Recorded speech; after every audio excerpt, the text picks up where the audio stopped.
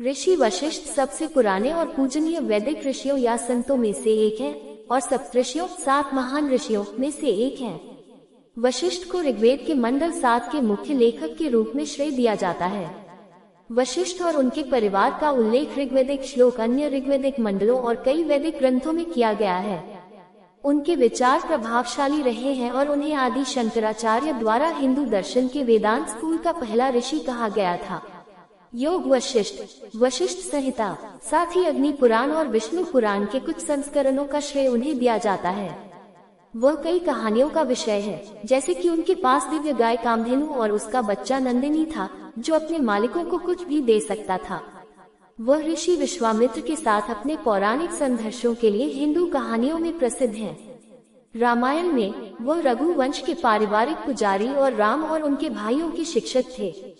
ऐतिहासिक रूप से वशिष्ठ एक ऋग्वैदिक कवि और भरत जनजाति के प्रमुख सुदास पैजवन के पुरोहित थे। ऋग्वैदिक भजन 7:33-9 में वशिष्ठ को एक विद्वान के रूप में वर्णित किया गया है, जो अपना स्कूल स्थापित करने के लिए सरस्वती नदी के पार चले गए। 17 किसी समय उन्होंने सुदास के पुरोहित के रूप में विश्वामित्र गाथिना का स्थान लिया। बाद के हिंदू ग्रंथों में विश्वामित्र और वशिष्ठ के बीच लंबे समय से झगड़ा चल रहा है और विद्वानों ने कहा है कि ऐतिहासिक रूप से भरत पुरोहित की स्थिति को लेकर उनके बीच झगड़ा था। हालांकि आंतरिक साक्ष्य की कमी और ऋग्वेद पर बाद के विचारों के प्रक्षेपण के कारण इस दृष्टिकोण की आलोचना की गई है। 1819 सुदास और वशिष्ठ के नेतृत्व में त्रित्सु भरतों ने 10 राजाओं की लड़ाई जीत ली।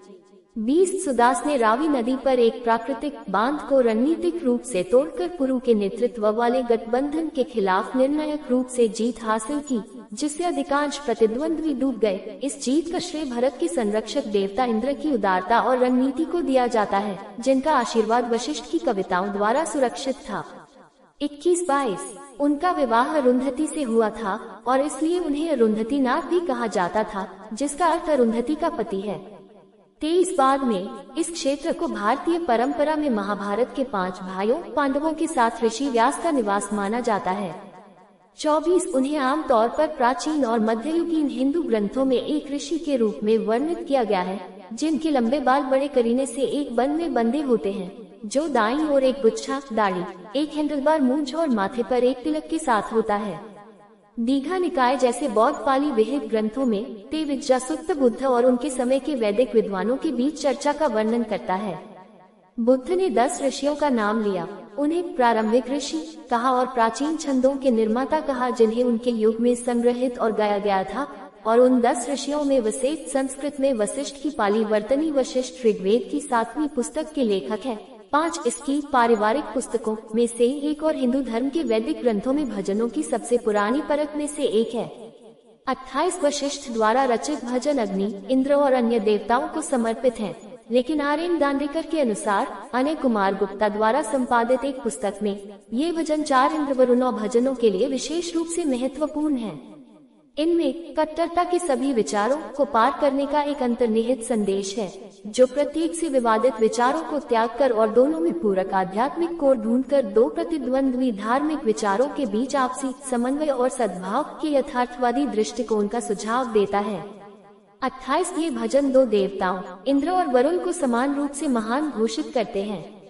एक अन्य भजन में विशेष रूप से ऋग्वेदिक श्लोक 7:8-3:9 में वशिष्ठ सिखाते हैं कि वैदिक देवता इंद्र और वरुण पूरक और समान रूप से महत्वपूर्ण है, क्योंकि एक युद्ध में दुश्मनों को हराकर बुराई को खत्म करता है, जबकि दूसरा सामाजिक नैतिक कानूनों के माध्यम से शांति के दौरान अच्छाई को बनाए रखता है। वशिष्ठ द्वारा ऋग्वेद का 7वां मंडल एक रूपक ग्रंथ है।